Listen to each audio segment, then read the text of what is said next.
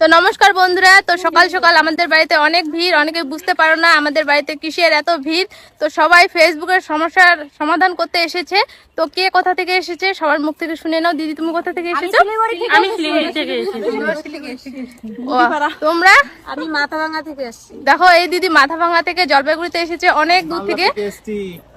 ওই দাদা হাত দেখাও, মালদা থেকে এসেছে। ভাবা যায়, মালদা অনেক দূর। আমাদের এখান থেকে কতক্ষণ লাগলো দাদা আসতে?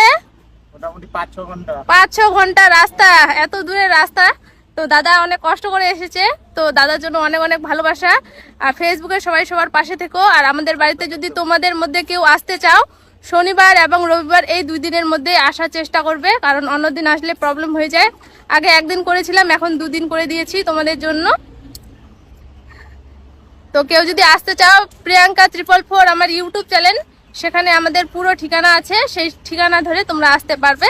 এখানে কিন্তু কেউ আমার সাথে কন্ট্যাক্ট করে আসে নাই, সবাই কিন্তু সেখানকার